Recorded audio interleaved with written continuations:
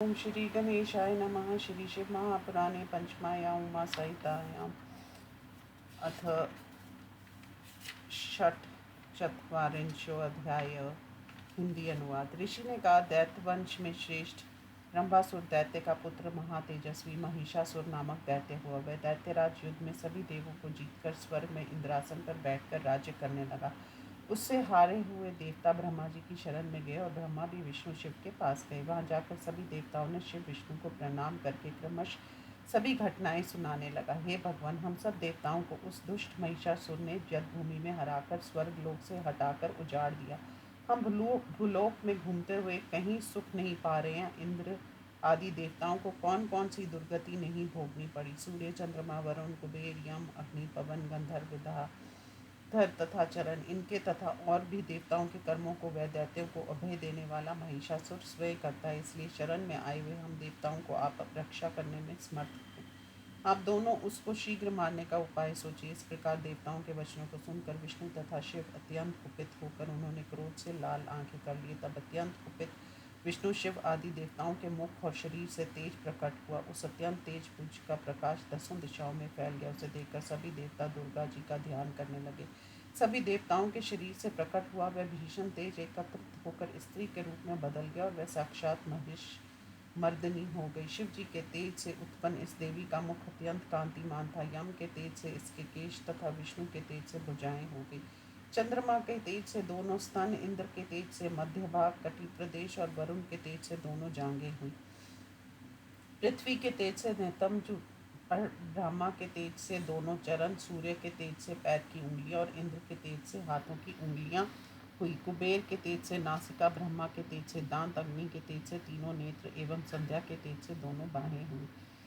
पवन के तेज से दोनों कान तथा अन्य देवताओं के तेज से वह पद्धाल्य परमेश्वरी उत्पन्न हुई। उसके बाद सभी देवताओं के तेज मुँह से उत्पन्न उस भगवती को देखकर सभी देवता अत्यंत प्रसन्न हुए। ब्रह्मा और देवताओं ने अस्त्र शस्त्र रहित उस शिवा को देखा तो उन्होंने उसे आयुध देने का विचार किया। तब शिव जी के उस महेशनी को शूल दिया, विष्णु भगवान ने चक्र और शंख दिया, वरुण ने पाश दिया, अग्नि ने शक्ति, पवन ने धनुष तथा बाणपूर्ण कवच दिया, इंद्र ने व्रज और घंटा दिए, यम ने कालदंड, प्रजापति ने अक्षमाला, ब्रह्मा ने कमंडलू और सूर्य ने असंख्य किरणें दी। काले के चमचमाती ढाल तथा तलवार दी। क्षीर समुद्र ने मनोरम हार तथा सदा नए रहने वाले दो वस्त्र, चूड़ामणि, कंटक, कुंडल, अर्धचंद्र, केयूर, बाजूबंद, मनोहर नुपुर, गले का आभूषण और सभी उंगलियों के लिए आभूषण दिए। विश्वकर्मा कर्मा ने उन्हें स्वरूप, परशु, फरसा दिया। समुद्र के अनेक अस्त्र, अभेद कवच, सुंदर माला तथा कम्बल पुष्प दिया। हिमालय ने वाहन के लिए सिंह और अनेक रत्न दिए। कुबेर ने सुरा से भरा हुआ चषक दिया।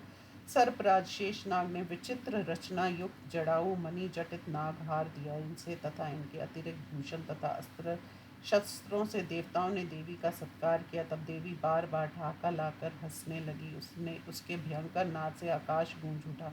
उससे जो प्रतिध्वनि निकली उससे तीनों लोक हिल गए। पृथ्वी तथा चारों समुद्र डगमगा गए। महिषासुर से पीड़ित देवताओं ने जय घोष किया। तब देवताओं ने महालक्ष्मी स्वरूपनी पारंबिका शक्ति की भक्ति पूर्वक गदगद वाणी से स्तुति की।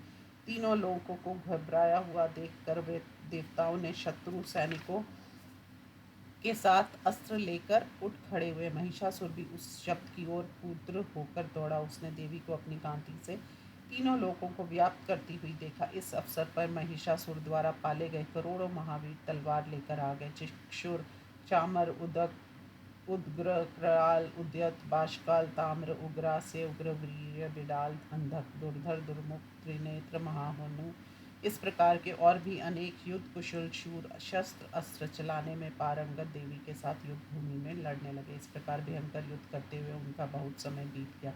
शत्रु वर्ग महिषासुर पक्ष के हाथ में चलाए गए अनेक अस्त्र शस्त्र समूह महामाया के प्रभाव से क्षण भर में विफल हो गए। तब देवी ने चिक्षुर आदि शत्रुओं को गदा, बाण, शूल, शक्ति तथा परशु के प्रहार से मारा। इस प्रकार अपने सैनिकों के मारे जाने पर महिषासुर ने देवी के निश्वास से उत्पन्न गणों को मारने का प्रयत्न किया। किन्हों को खुरों से, किन्हों को दोनों सींगों से, पूंछ और मुख से बार बार मारने लगा। इस प्रकार देवी के गणों को मारकर वह दैत्यराज देवी के वाहन सिंह को मारने दौड़ा। तब वह कुपित हुई। माँ शक्तिशाली वह भी क्रोध से पृथ्वी को खुरों से रौंदता हुआ सींगों के पहाड़ को उखाड़ कर फेंक कर गरजने लगा। हे राजन, तेज से चारों ओर घूमते हुए उसने बड़े बड़े पहाड़ आकाश से पृथ्वी पर गिराए। सींग से तोड़े हुए वे पहाड़ बादल के टुकड़ों जैसे खंड खंड गिरने लगे। फूट से पीटा हुआ समुद्र चारों ओर उछलने लगा। देवताओं को निर्भय करने वाली अंबिका ने इस प्रकार कुपित महिषासुर को देखा तो उसे मारने का उपाय करने लगी। तब ईश्वरी ने पाश उठाकर उसके ऊपर फेंका, वह बंध गया। तब उसने महिष रूप छोड़ दिया, तब वह सिंह हो गया। जब तक अंबिका उसका सिर काट दिया तब तक वह तलवार हाथ में लिए हुए पुरुष हो गया। ढाल तलवार हाथ में लिए हुए उस पर देवी ने बाण चलाए। तब तक वह हाथी होकर अपनी सूंड से सिंह को खींचने लगा। तब देवी ने अपनी बड़ी तलवार से उसकी सूंड काट दी। फिर उस राक्षस ने महिषासुर का रूप धारण कर लिया। तब उसने तीनों लोगों को कंपा डाला। तब स्वामिनी महामाया चंडिका कुपित हुई। तब वे बार बार मधुपान कर आंखें घुमाकर हंसी, बल, वीर तथा मत से उद्धत व असुर भी गरजने लगा।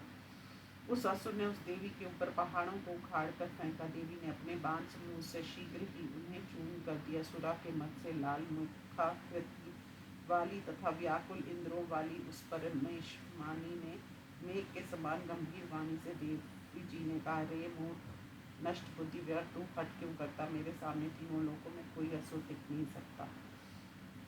ऋषि ने कहा, ऐसा कहकर समस्त कलाओं से युक्त देवी ने उसके ऊपर कूद कर पैर से दबाकर प्रचंड शूल का प्रहार करके गले पर कर दिया। उसके पैर से दबे हुए इस महिषासुर के मुख से उस दैत्य का शरीर आधा ही बाहर निकल पाया था, क्योंकि वह देवी की शक्ति से घिर गया था। वह युद्ध करता हुआ अधम अभी महिषासुर के मुख से आधा ही निकला था। तब देवी ने तलवार से उसका सिर काट कर भूमि पर गिरा दिया।